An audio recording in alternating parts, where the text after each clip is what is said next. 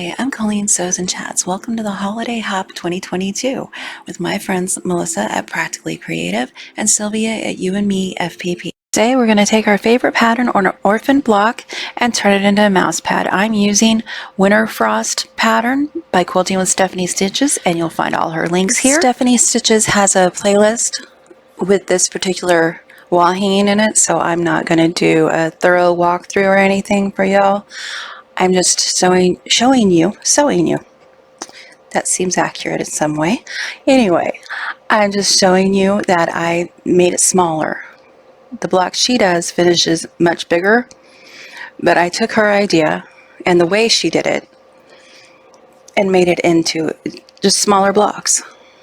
Adjusted it because I don't really need a wall hanging, but I was dying to do this pattern. I know everyone has made a tree. Everyone and their brother, their sister, everyone has made a tree pattern. But when I saw Stephanie do this one last year, I had to have it.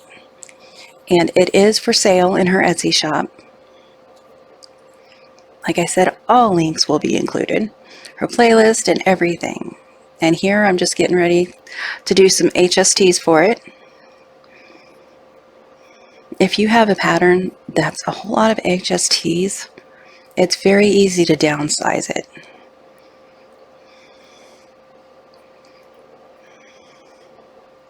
Just take the same amount off of all of them. Like if you've squared your HST, I'll get it right. This is me, y'all. If you square it down to, let's say 4 inches, square it down to 2 inches.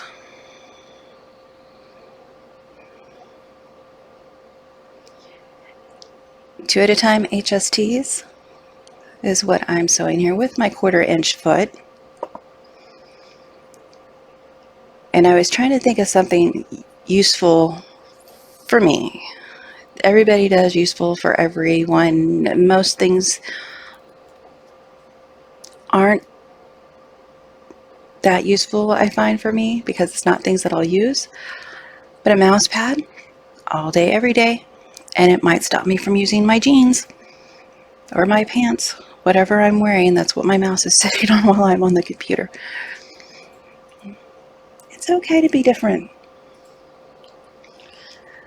Set the seam and press them back.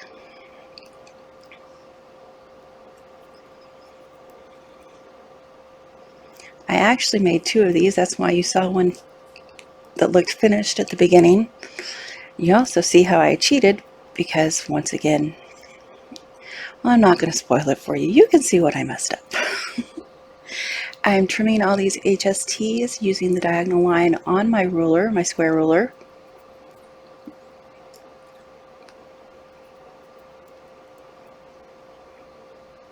And I like using jelly rolls, so jelly rolls are great for 2 inch. Is it 2 inch? Anyway, they're great for HSTs. And you could also just do a quilt as you go. Do some straight strings and make a mouse pad. Mice today are not like they used to be, where they had the ball in there that you had to be real finicky about getting it to roll and it would get stuff on it. And it's optic. Most mice, I think, are optic. So it will roll on pretty much anything. I say pretty much because I know for a fact it doesn't roll on a couple things. And I'm showing you, if you get Stephanie Stitches pattern, this is how it's going to look as it goes together. Of course, in a bigger scheme. This is a smaller scheme. And I thought, how cute. She does blues and whites. And oh, they say winter to me. And I'm a fan of that. I like snow. You saw the coasters that I did Saturday. They remind me of snow and winter. And I always, for some reason, start with sewing the blocks on the left to the center and then clip them off. And here I'm sewing the blocks on the right to the center. Now, because I did change this, I did have to measure that bottom of the tree to figure out how much to add to the upper ones to make them the same equal width. What? Yeah. Like I said, this isn't a great tutorial. This is just a really simple, fast idea. And if you have a block already made somewhere in the realm of 7 inches, I think it would be great. 7, 6, that'd be great for a mouse pad. Just add batting and a backing, bind it, and I'm not going to talk about binding right now. You'll see why. So I've got my strips cut to bring them all up to the same size. Sewing on the left sides, 1/4 inch foot. I know these are supposed to be fast and easy, but I can only go so fast. But these were really fast. I mean, less than a couple hours, and that's with me stopping constantly. If you get everything cut, it goes really quick. And like I said, Stephanie did a walkthrough on this. So that was not my intent to show you what she's already shown you. And in my opinion, she did a great job. So this was a free pattern when she did it. She does the Sew Along free pattern, and then she puts it in her Etsy shop for sale. At least that's how it's been working this year. And this is where I lost the record button. I folded these tree pieces in half, lined up the fold lines, and pinned them to get them centered. And I used some white scraps that I had so they weren't evenly cut yet. For the first one, I did that at the end, but that record button, I don't know why it's so hard, but it is. Luckily, I had this so I could show you anyway. And then I relined up the center and repinned the top and the bottom. Did my 1/4 inch. And it looks like I found my record button again. I'm cutting my batting and my cotton fabric just a little bit bigger than my block is. Pretty side down of the fabric. Batting. Pretty side up of my block.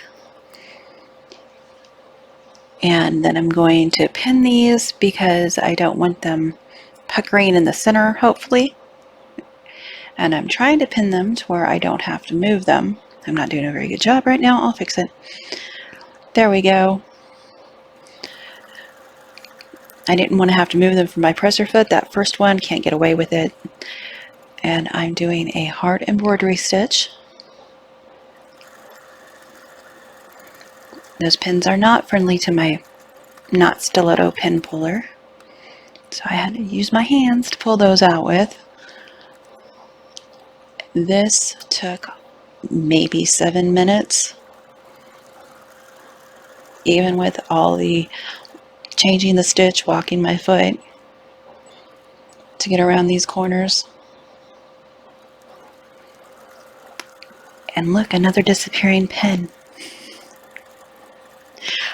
Anybody else do that in movies? They're watching a movie and 1 minute, like chicks with long hair, they'll have it on the left side and they'll change the camera angle and then it's on the right side.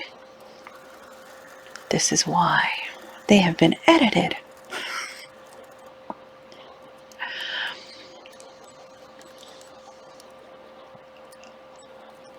I really liked this stitch on here. I only went onto the blue once and I think it was here. Maybe, maybe not. No, it was the first one. That's okay. It's still very pretty, in my opinion. I say in my opinion a lot today. I don't know why. I think it should be evident that it's my opinion, but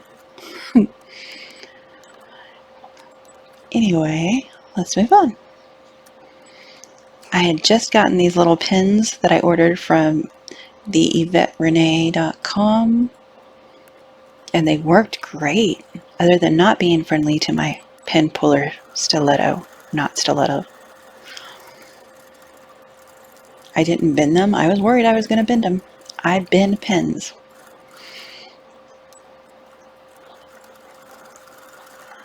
I'm sewing just off, embroidering just off onto that batting.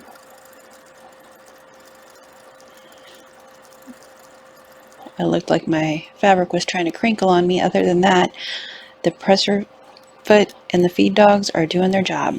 They're moving the fabric. I'm not pushing. I'm not pulling. I'm just adjusting angles and letting it work. That's something I had to get used to when I started. Still relatively new, but I thought the feed dogs needed help. It just seemed like they needed help, which meant that I was pulling or pushing my fabric, and they don't. Generally, they don't need help. And you could also just quilt this straight lines, wavy lines. I wanted to try something different, so I'm doing it like this. This is actually the second one I made. The first one was kind of a scrap pieces, and I'll show it at the end. I really liked how this turned out though. And I was very happy to find this footage that I was sure that I lost. Because I was like, oh man, I put all the pins in, I got the angles, and then I didn't record it. And nobody really cares, do they? The camera does have trouble focusing on that needle as fast as it's going, so that is what it is. This is before I trimmed it, and I forgot to turn the camera on as I trimmed it, so trimmed it up after I'd stitched it, and I'm starting the binding. I'm using 1 3/4 inch binding on this one, marking my quarter from the corner so I know when to stop and pivot. You could just back up, back stitch right there. You don't have to pivot and sew off like I do. Pulling my binding straight, and then I'm using my seam ripper. I call it so many things I forgot what to call it. I'm using my seam ripper to help me keep that straight so my nails aren't pushing the fabrics away from where they need to be. And spoiler alert, oh, I'm just not good with machine binding. I keep trying and I get better every time I try.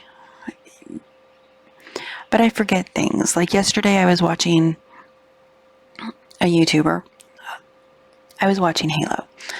I was watching Halo Inspirations, and she had used glue on the back under the binding to help hold the binding and pressed it with the iron to set it. And I thought, I forgot you could do that. I completely forgot you could do that, and that would have made this whole mess a whole lot easier. No, I do things the hard way. Why do I do things the hard way? I'm always in a hurry. Slow down, do it the right way. Last corner here. And it's just a mouse pad is an alternative for all those random blocks we seem to get. If you have a smaller one, you can make them bigger too. They're customizable. Make it whatever size works for you.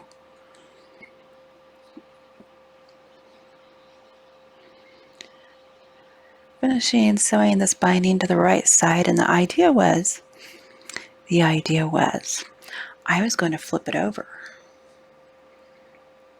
and machine bind it. That was the idea.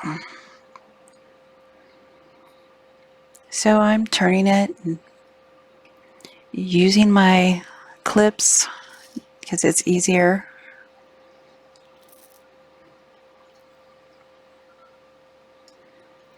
For the bulk on the edges.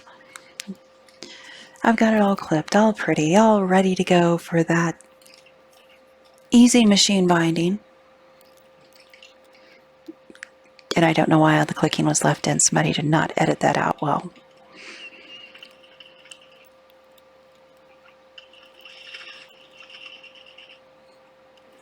And voila, it looks so pretty, doesn't it?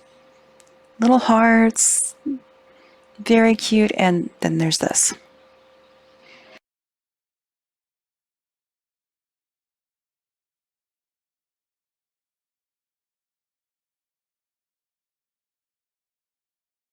This wraps up 12 days of gifting ideas on the Holiday Hop. Don't forget to check out my friend Melissa at Practically Creative and Sylvia at you&meFPP for more ideas. We'll see you tomorrow on the live, I hope. Everybody have a great day and be the light you hope to see in others.